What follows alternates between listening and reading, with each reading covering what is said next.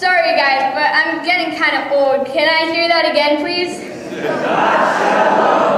Great. Now that I have everyone's attention, let me tell you about my Torah portion, which is called Naso. In the section of the Torah before the one that I read, the Torah reminds us who the Nazarites were.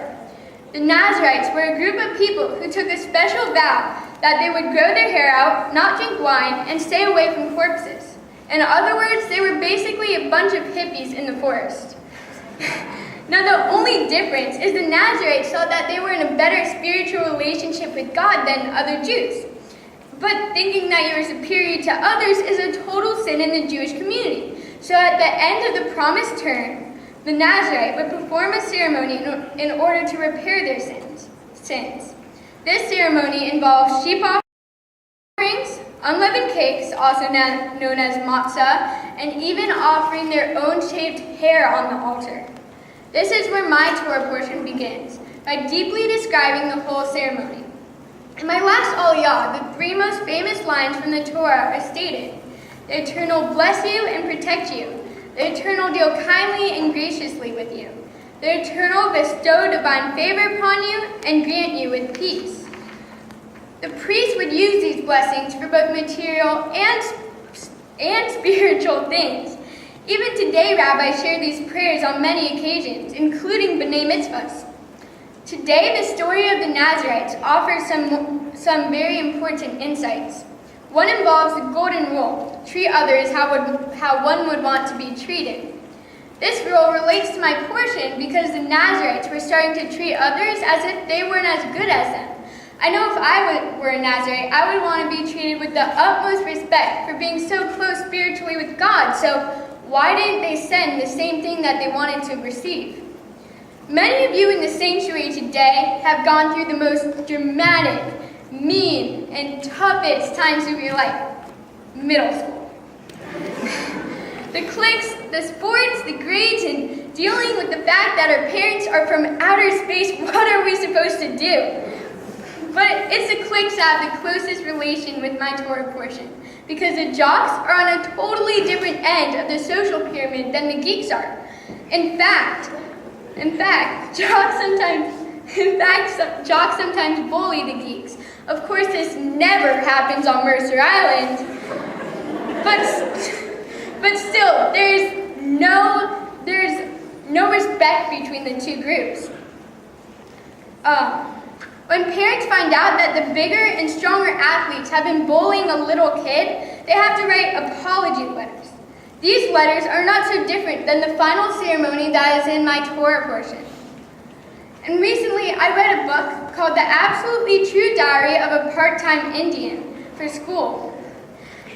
By total coincidence, my brother received the same book from my cousin Howard Saracen for his bar mitzvah. So I guess that it was really good, and I was correct. It was really good. But I'm not trying to turn into the Yelp website for Native American books. I'm just trying to inform you on my Torah portion.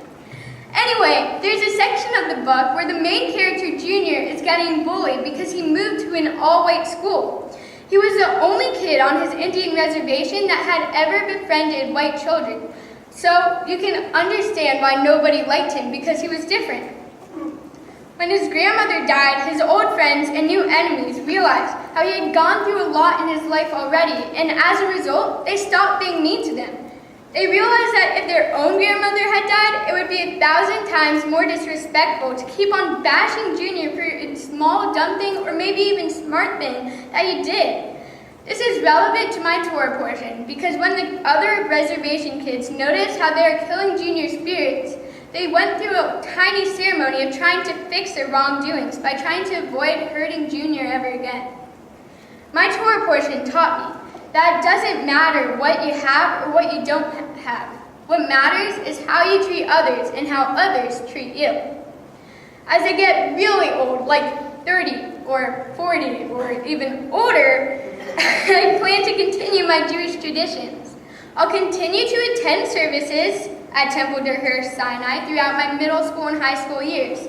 Once I graduate, I plan to go on a birthright trip to Israel, just like what my mom did with the Jewish Women's Renaissance Project this December. Afterwards, when I get into the college of my choice, USC, I plan to join the Hillel New. I am really excited to see where my Jewish heritage will take me in the future. For one of my 3 mitzvah projects, I volunteer with an organization called the Friendship Circle, where we help kids with special needs to take a break from their therapy that goes from about 9 in the morning to 6 at night. Also, it helps give the parents a break from their 24/7-hour jobs of taking care of a child with special needs. My second mitzvah project is volunteering with the National Charity League Evergreen organization. There, I volunteer at other diverse organizations such as the Mercer Island Farmers Market, the Ellsworth House, and the Northwest Harvest Food Bank. Mom and I do this volunteer work, which is great, but it also feels amazing to help so many different people. Now, my last mitzvah project that I will start soon this summer is to teach my mom how to read and write in Hebrew. Just like she did with me and my ABCs, I plan to start slow with the Aleph Bet Barney video, but soon to get to a whole bat mitzvah service. I'm really excited for this because I know how much our Jewish heritage means to both of us. So now it's time for the thank yous. Well, I guess I first want to thank my mother. Mom, I love how you've always forced me to eat my vegetables. But what I love even more is how you prepare them, as well as all my other home-cooked meals. You are the best domestic engineer that I know. But wait, there's more. Thank you so much for driving me to Hebrew school, to dance, to soccer, to school when I miss the bus, and to all the other places when I forget something there too. Thank you for setting doctor appointment dates and driving me to them. And thank you for getting me involved in all these great organizations and driving me to them. Know that once I turn 16, your job will be much, much easier. But for now, I just love you. Dad, you are an incredible hard worker. One night, you came home from Kinko's at 1 o'clock, printing out all of the change of venue cards. With all of your Nate lights, with all of your late nights. With all of your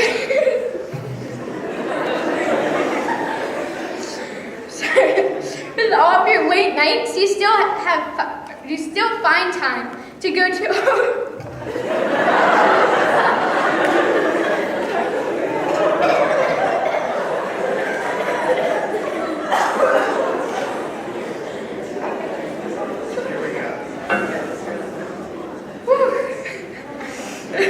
With all of your late nights, you still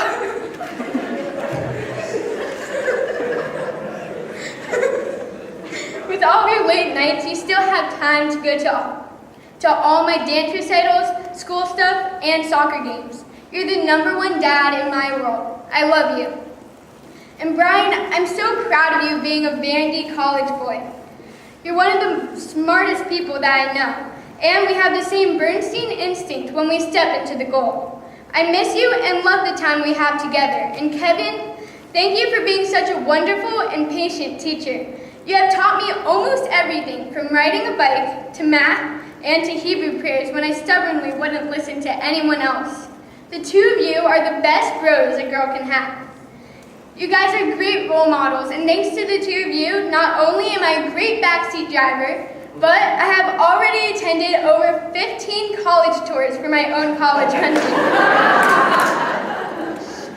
Next, I want to thank my athletic grandparents, Grandma Lori and Grandpa Dick. I love how you have taught me how to swing a golf club correctly and swim laps. I have such a great time every summer when you visit us or when we visit you in Florida.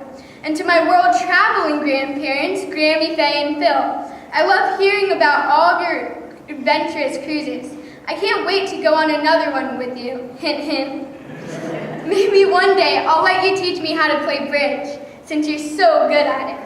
And to Grandpa Lewis and Papa, although I didn't really get the chance to meet you, I've heard the two of you are wonderful people. And Papa, you'll be happy to know that Grammy got 2 granddaughters after all those boys. I'm glad I was named after you. I know the 2 of you are celebrating with us in spirit today. Of course, I want to thank all of my friends and family who came as far as Florida, North Carolina, Alabama, New York, and California to be here today. Living on the opposite side of so many of you, it really means the world to us to have you here. And to all the local friends here in Seattle, thank you for forming a new family when we moved here 9 years ago.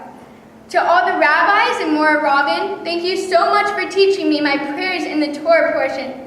Without your help, we probably wouldn't be here today. And Rabbi Rena, you may not realize it, but you really saved my life.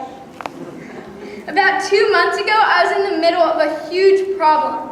I was on my 3rd Aliyah, and it was my 3rd week doing it. You pulled me aside and told me that I would do a perfect job, and that was really all I needed to get back on track.